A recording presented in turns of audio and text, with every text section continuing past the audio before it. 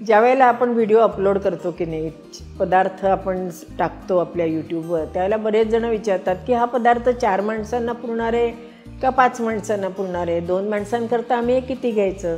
रोज रोज स्वयंपाक करत गेलो की आपल्याला त्याचा अंदाज येतोच. पण तरीसुद्धा ज्यांचं नुकतंच लग्न झाले किंवा ज्यांनी नुकतंच स्वयंपाकघरात पदार्पण केलेलं आहे, एवढंच कशाला, अगदी आमच्यासारख्या अनुभवी मंडळींना सुद्धा ज्यावेळेला स्वयंपाक करायची वेळ येते की नाही, तेव्हा त्यांनासुद्धा या अंदाजाचा विचार करावा लागतो. आपला स्वयंपाक पुरेल का उरेल का कमी पडेल, सारखे धडधड होत असतं किंवा मनामध्ये शंका असते. चला तर मग आपण 4-5 लोकांकरता अंदाजे आपण घरामध्ये किती स्वयंपाक करावा किंवा पदार्थ किती घ्यावे हे आपण बघूया.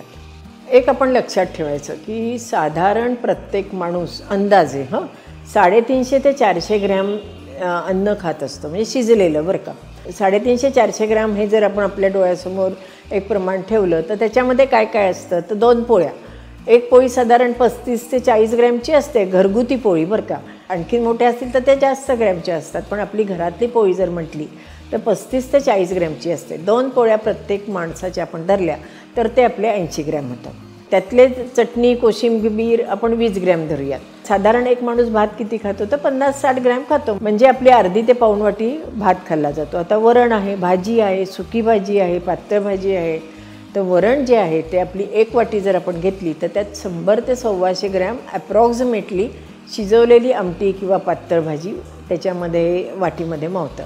आणि सुकी भाजी म्हटली तर साधारण 1-2 डाव भाजी म्हणजे 100 ते 125 ग्रॅम होतं. असं सगळ्या जर गोळाबेरीज केली तर 350 ते 400 ग्रॅम होतं. आता कमी जास्त होतंच, पण हा अंदाज घेताना सुद्धा आपल्या घरामध्ये लहान मुलं किती आहेत, म्हातारी माणसं किती आहेत, बायका किती आहेत हे सुद्धा बघितलं पाहिजे.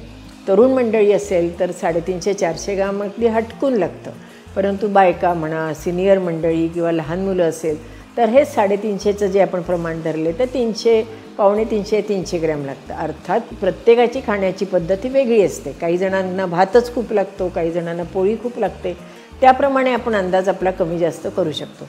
पण हा साधारण जर आपण अंदाज धरला तर आपल्याला स्वयंपाक करण्याच्या दृष्टीने सोयीस्कर होतं. म्हणजे आता 4 माणसांकरता आपण भाजी करणार आहोत तर मी मघा सांगितल्याप्रमाणे 80 ते 100 ग्रॅम म्हणजे 1 वाटीभर आपली भाजी झाली. म्हणजे 5 माणसांकरता 500 ग्रॅम आपल्याला सुकी भाजी लागते.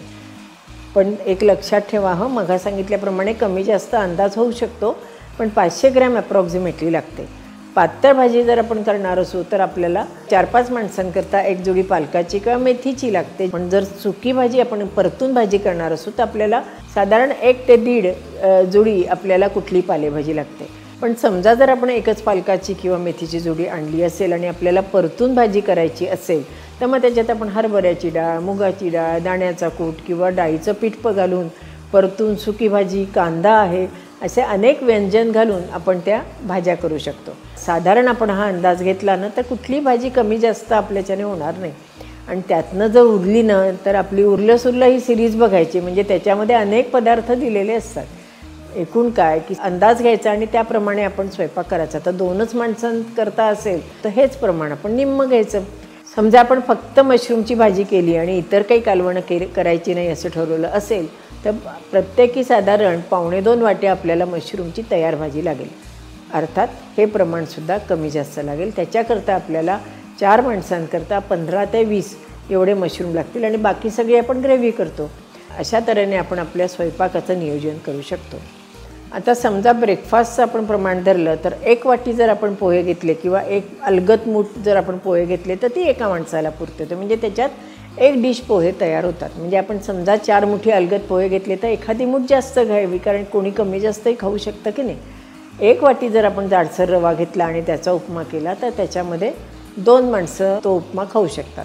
1 वाटी जर आपण साबुदाणा भिजवला आणि त्याच्यात अर्धा पाऊण वाटी दाण्याचा कूट, 1 छोटासा बटाटा वगैरे सगळं आपण व्यंजनं घातली आणि आपली खिचडी केली तर ती अंदाजे 2 माणसांना अगदी पोटभर होते. 1 मध्यम आकाराचा बटाटा घेतला, त्याच्यात कांदा वगैरे घातला आणि त्याचे जर बटाटे वडे आपण केले तर 2 आपले त्याच्यामध्ये बटाटे वडे होतात. असा अंदाज घेत आपण आपला स्वयंपाक करावा आणि हळूहळू त्याची सवय होते आणि मग आपल्याला चांगला अंदाज यायला लागतो.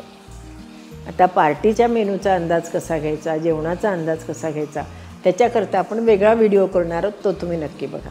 ते असेच माहितीपूर्ण व्हिडिओ बघण्याकरता अनुराधा चॅनलला लाईक करा, शेअर करा आणि सबस्क्राईब करा. आणि हो, एक सांगायचं राहिलं, आपलं हे आज काय मेनू पुस्तक आहे की नाही, ह्या पुस्तकामध्ये सगळे प्रमाणं दिलेली आहेत. हे पुस्तक जर तुमच्या घरामध्ये असेल तर तुम्हाला सगळ्या प्रश्नांची उत्तरं या पुस्तकामध्ये मिळतील. शिवाय 60 प्रकारचे मेनूज वगैरे अनेक पदार्थ आहेत. हे पुस्तक तुम्ही कसं मागवू शकता याची माहिती आपण डिस्क्रिप्शन बॉक्समध्ये दिली आहे. अनेक लोकांनी मागवली आहे, अनेक लोकांच्या घरी हे पुस्तक आहे आणि सगळ्यांना याचा खूप उपयोग होतो. धन्यवाद.